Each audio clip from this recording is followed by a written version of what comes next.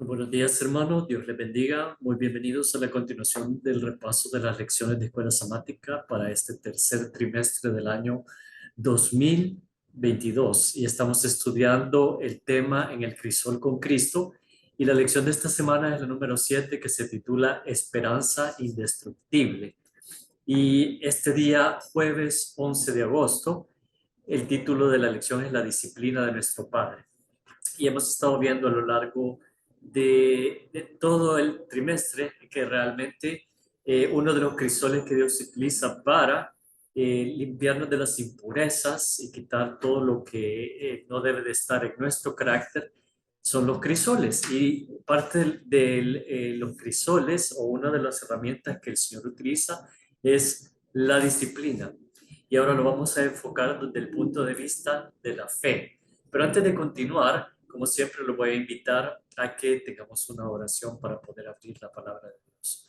Oremos. Padre nuestro que estás en los cielos, santificado sea tu nombre.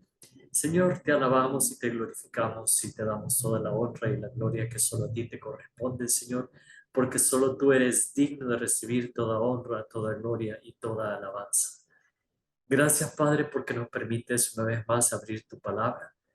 Permite que tu Santo Espíritu nos guíe en el estudio de esta lección, Señor, pero no solamente que nos guíe, sino que grave en nuestros corazones y en nuestras mentes, Señor, las enseñanzas prácticas para llevar una vida que nos permita acceder a la justicia de nuestro Señor Cristo Jesús, porque todas nuestras justicias son como trapo de inmundicia.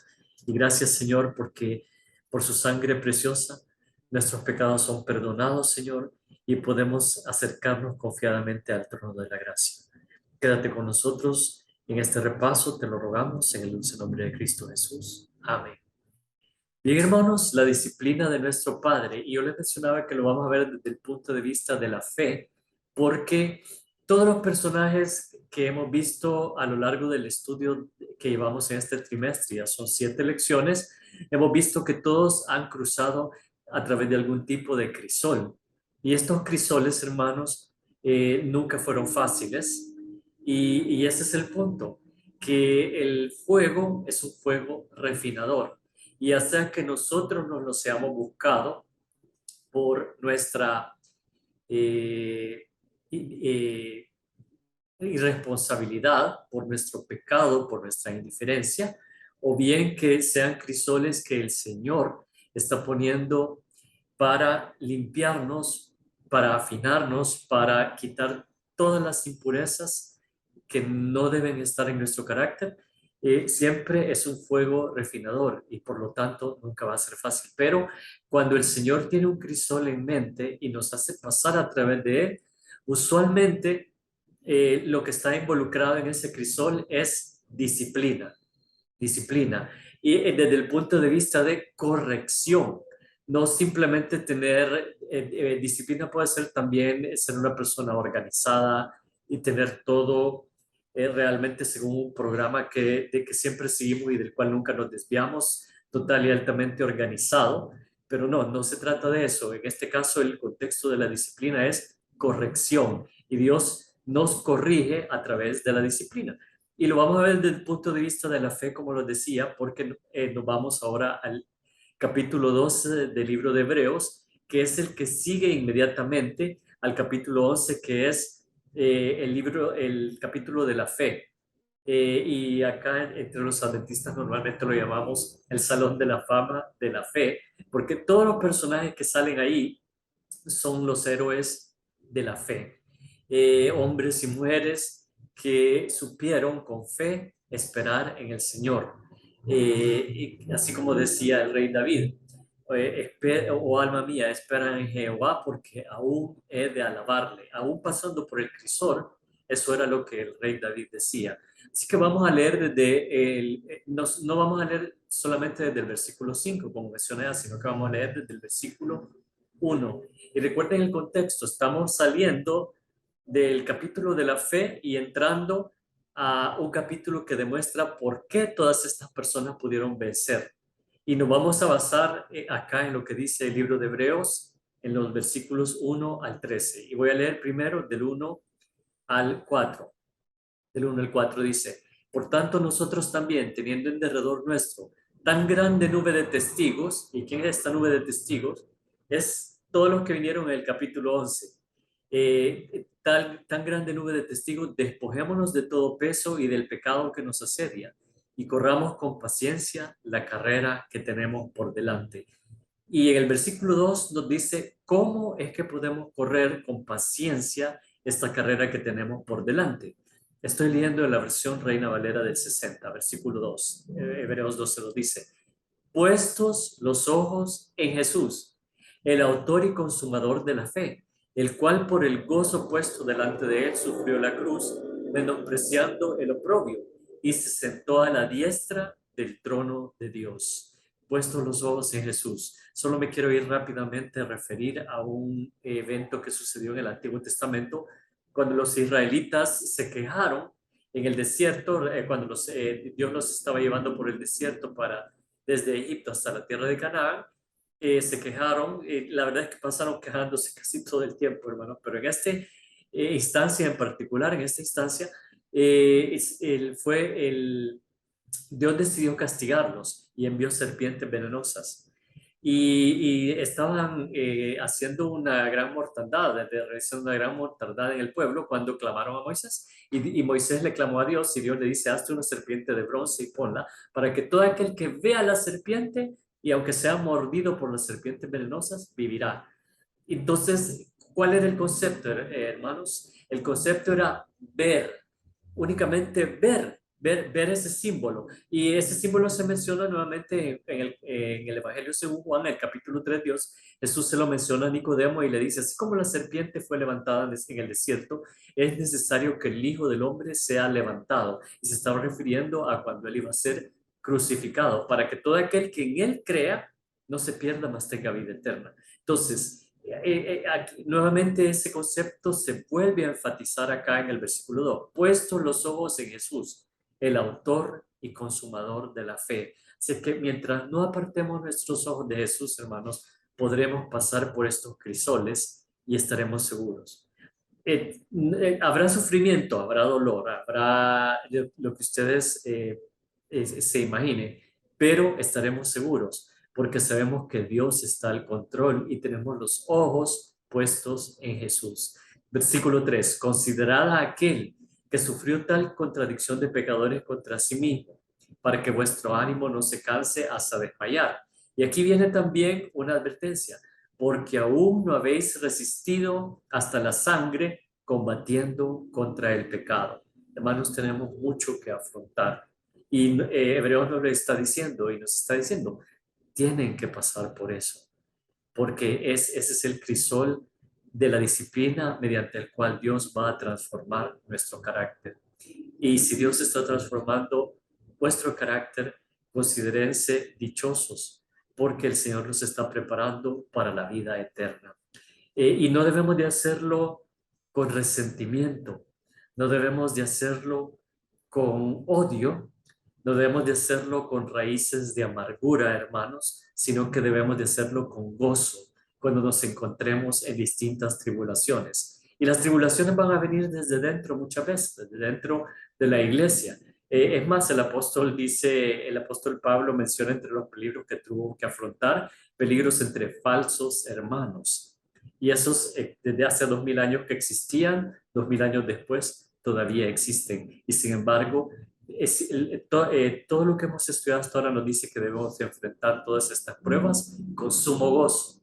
Así que no demostremos esas raíces de amargura, no demostremos ese resentimiento, sino que enfrentemos todo puestos los ojos en Jesús, el autor y consumador de la fe.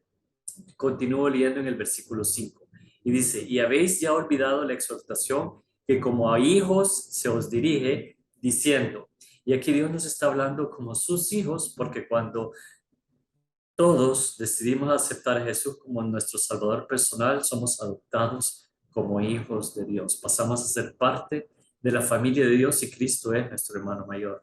Entonces se nos está hablando como a hijos acá y se nos dice, hijo mío, no menosprecies la disciplina del Señor, ni desmayes cuando eres reprendido por Él, porque el Señor al que ama, disciplina y azota a todo el que recibe por hijo.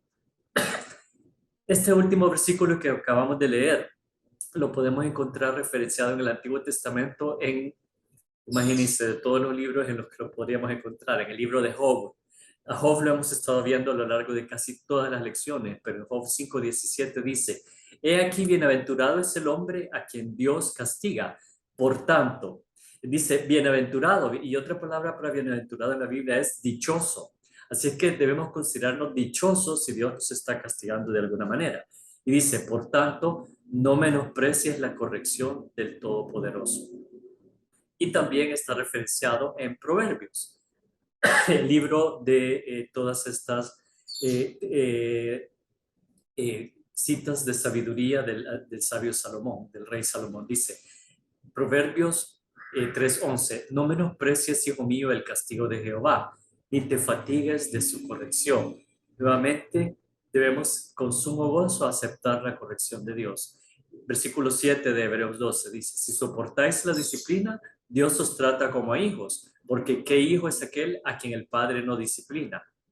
Y hermanos, en nuestro mundo moderno, moderno entre comillas, porque la verdad es que de moderno solo tiene el nombre y todas las avances de la ciencia que tienen, pero realmente lo que se ha perdido en este momento es la disciplina de los hijos. Y por eso ustedes pueden ver cómo está el estado de este mundo. No tenemos que ir muy lejos para ver que al haberse perdido eso, se ha perdido algo tan valioso para nuestra sociedad. Pero Dios nos dice que nosotros somos sus hijos y que Él sí nos va a disciplinar. Dice el versículo 9, perdón, el versículo 8, pero si se os deja sin disciplina, de la cual todos han sido participantes, todos los hijos, entonces sois bastardos y no hijos, sois ilegítimos, si no se os disciplina. Versículo 9, por otra parte, tuvimos a nuestros padres terrenales que nos disciplinaban y los venerábamos. ¿Por qué no obedeceremos mucho mejor al Padre de los Espíritus y viviremos? Y aquellos ciertamente por pocos días nos disciplinaban como a ellos les parecía, pero este, o sea, Dios, para lo que nos es provechoso, para que participemos de su santidad. ¿Sí? Otro versículo dice, procurad la paz con todos sin la santidad, sin la cual nadie verá al Señor. Está aquí mismo este capítulo, el versículo 14. Seguid la paz con todos sin la santidad, sin la cual nadie verá al Señor. La disciplina nos permite participar de esa santidad.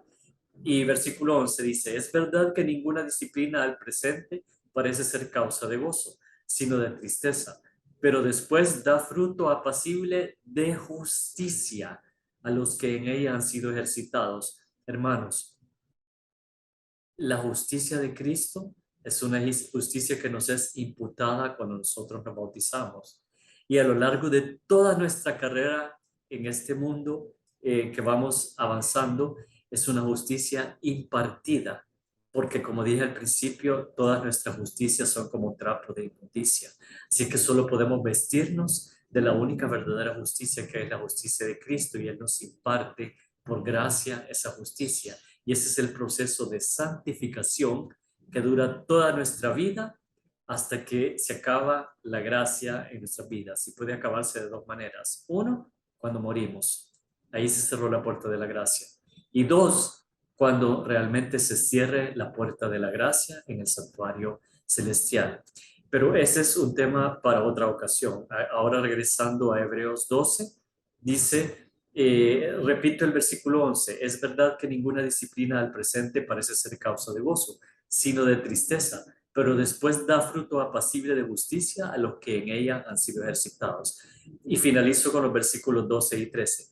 Por lo cual, levantad las manos caídas y las rodillas paralizadas. Nuevamente una referencia al Antiguo Testamento del libro de Isaías. Y el versículo 13 dice, y haced sendas derechas para vuestros pies. Esto viene de Proverbios 4:26. Dice, examina la senda de tus pies y todos tus caminos sean rectos, sean conforme a la voluntad de Dios. Dice, versículo 13, y haced sendas derechas para vuestros pies, para que lo cojo no se salga del camino, sino que sea sanado. La disciplina también nos trae sanidad espiritual, sanidad mental, sanidad emocional, y todo eso redunda en una sanidad física. Hermanos, la disciplina de Dios es necesaria. Es la disciplina de nuestro Padre Celestial. Y si nosotros somos hijos, debemos estar gozosos al recibir esa disciplina. Que Dios les bendiga grandemente.